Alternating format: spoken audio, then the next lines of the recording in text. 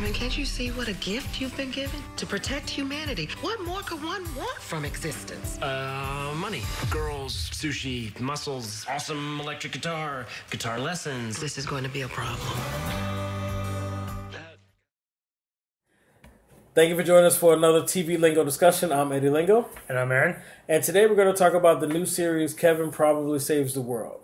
This is the pilot episode, so as you know, if you've been watching, we're going to discuss this and go over our 3 points. And then we'll reconvene on the third episode, and we'll decide if we're going to commit or quit after the third episode, see if it's hooked us or not. And if we do commit to the show, then you'll see us all the way at the end of the season for the season finale discussion.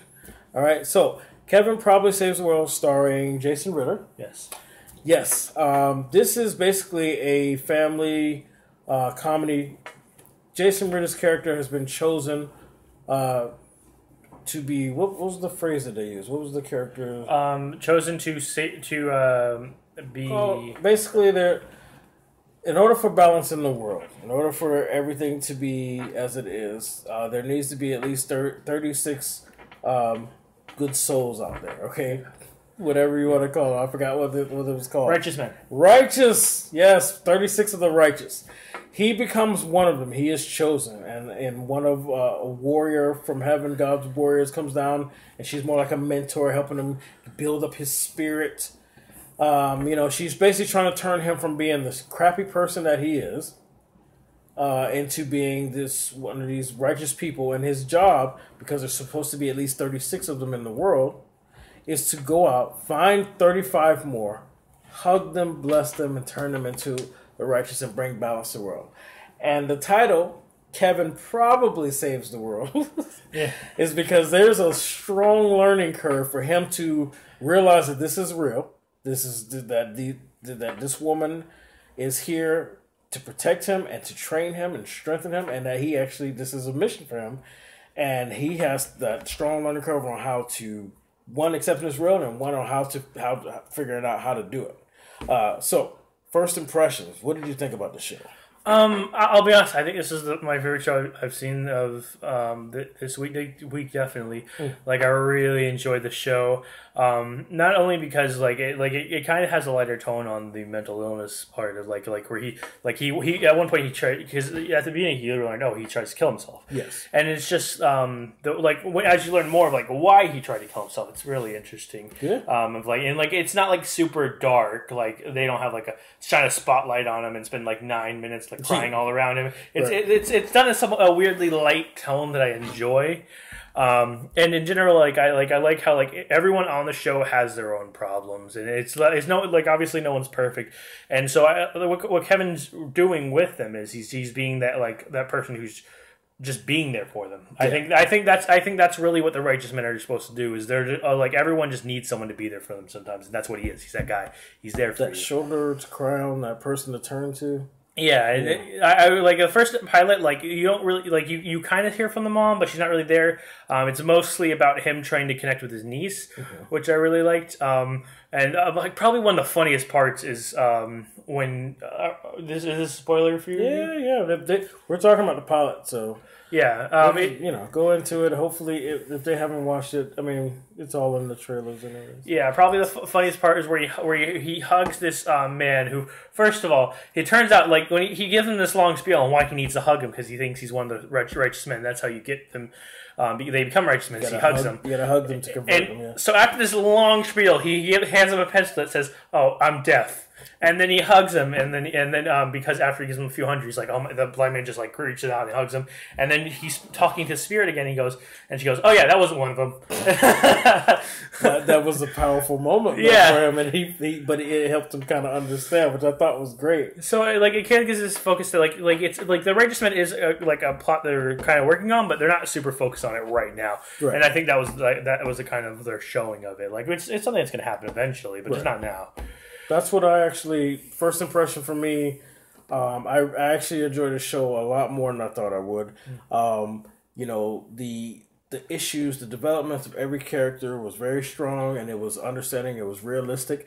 When they write teens in these shows, and normally they're just teens to be teens. They're rebellious and they're annoying, and I normally hate them.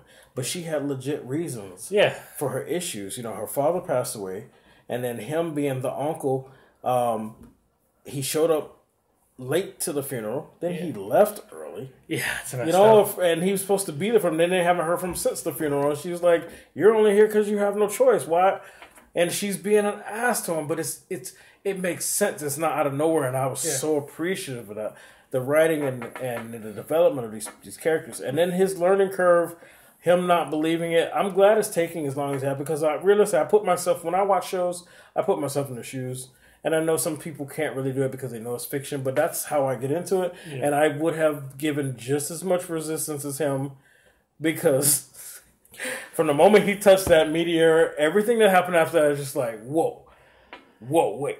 And so I was really appreciative of that. Yeah. What did you think about his resistance to everything that she's throwing at him? I enjoyed it. Like one of the cool aspects of it is that no one else can see her, so it's just like this. Like it's kind of like he has a sassy black woman in his head. Mm-hmm. But I think like what I really liked is like for everyone else, it looks like this man has just lost his fucking mind. Like he has gone crazy. Right. But it's clear evidence at one point that he hasn't because a truck's about to hit him and she just lifts it over his head. But I would have liked it if it kind of like there was a little doubt in like left in audiences, like maybe he is crazy. But that part of it kind of just clears. Like there's no way that was possible unless there's an angel protecting him. Well, not technically an angel, but still be crazy. I mean, we know he's not, but I'm just saying like he still was not even 100% sure. Like when the doctor even called him later, like, "Hey, I heard you were needing." He was like, "Yeah, I was hallucinating, but then I'm not." And then he kind of sat there like, but I don't really know. Maybe it wasn't real. Like, it could still just be wild hallucinations to him. But, I mean, towards the end, he got it. But I love the level of resistance and how he was just not... Because that's just somebody just shows up and tells you, like, hey, you're chosen. You're going to save the world. We're going to build your power. And like, wait, what? And nobody else can see you. I liked it. I like their energy. I like their chemistry, and I like his bumblingness. Well, let me say this: the thing I like most about the show is the world building. Like most, so a lot is told at first, but and then a lot is just naturally entered. Yeah. With a show like this, it's natural to just want to be like throw everything, all the rules out at once. But I kind of like that he's learning them along because it means that there will be points where he just he'll make mistakes, and it's because he didn't know the rules are going in. Yeah. Like the number one rule, don't tell anybody. And then every time he tried... he sounded like he was just like... Yeah, they made him say some truth of some other shit. Yeah. And he was like, wait, and even when he wrote it down, but when somebody else read it, it was totally different. It's like that scene from Bruce Almighty where he... Yeah, or what was the other line? Was it Liar? I think so. Where he's trying to tell a lie, but he keep telling truth over truth. Yeah. It was pretty much like that. So, as far as the show goes... How do you feel about the life of the series? Do you think it's going to last or not? Well, personally, I do hope so. But these shows, where it has that kind of religious overtone. But the thing is, it didn't really heavily focus on the religious part. Yeah, but they generally have a pretty big audience. You see all the movies every year that get the sequels and stuff because they have a religious theme. So I imagine it'll draw those people interested in it. And then it'll draw the crowd in who likes comedies that are very lighthearted. Yeah, lighthearted. So I think there's definitely a crowd for Kevin's probably going to save the world. It's just, and I think it'll draw it in. So I personally think it'll go for a little bit. I hope it goes. I personally would like for it to, but I'm not sure yet. Honestly, I feel like this will be one of those that. It has a specific audience, but that audience maybe is not as loyal, or maybe it's not a priority to them. They'll get to it whenever, and then by the time they decide, let me binge watch this, it's already canceled. Yeah, I don't know. I just don't feel like it's one of those shows that right now that's gonna make people like, oh, it's Tuesday, I gotta go watch. Yeah, and I feel like that could hurt it. It's one of those shows like, oh yeah, you know what? Let me catch up on this. This was good, and that may hurt it, but who knows? Hope I'm wrong. I can't wait to talk about the third episode. As far as I do want to say one thing that you pointed out before we started talking. what the title itself, what we love about it. Yeah, the fact that this Kevin probably saves the world. I really like that this implies that it's possible he might fail. Yeah. Because I hope that's where they kind of go with it. Where where they give that like thing of like, oh, there's a huge chance this is gonna go terribly, and they actually do talk about it. And like in the beginning, like this is probably not gonna work out well for you because you're just so unprepared for this. He's got a lot of work cut out for him, so it's like. It probably saves the world, which I thought was great. Yeah. But the last point, though, any theories on the story arc? Where do you think the story might go? Well, like the thing that I've really been thinking about is like there's 35 of these people he needs to find. Right. And if this thing has like 12 episodes, there's there's no chance they're gonna get to all of these guys in the first place. So I imagine they're gonna have story arcs where he helps multiples of them in the same time. But also, there's a chance that like what happens after he saves them all. Does the story show in there, or I think maybe because remember he's the last one, so something happened to all 35 of those people. Right. So I imagine maybe it'll come out that there's something trying to stop them all. Yeah. So like after he's found them all, then he has to protect them. Well, that's a good theory. That's a really good theory. Yeah. I noticed, I tried to stay away from previews from the next episode, but I noticed that he's immediately on the next episode trying to help people locally. Yeah. And be a better person, which is part of strengthening his spiritual self, which is fine. But I feel like they're going to be those meteors that fell all over the world. Yeah. So I'm wondering, like, are we going to spend most of this season of him strengthening himself up before he travels to where one of those meteors fell and he got to lead somebody to, I don't know, like, why did they fall? Why are they dead? Or you got to find out, does he have to hug somebody near them? Well, I have this theory that because every time Kevin isn't going the wrong way, sometimes a literal sign will appear in front of him to send him the right way. True. So I think these people might have the same thing where signs are dropping for them. So the signs will bring them all the way to this. Like they'll somehow win a plane ticket to the town and a free vacation. It'll be so I imagine they'll bring him here because. Otherwise, they lose a lot of potential plot if they take him all over the state because you're losing a bunch of characters who aren't going to go with him. Who aren't going to go with him? So that was kind of strange for me for them to specify how the other 35 fell everywhere they did, and his was the first one to fall, the only one to fall in the U.S. I don't know if they're actually even going to touch back on that.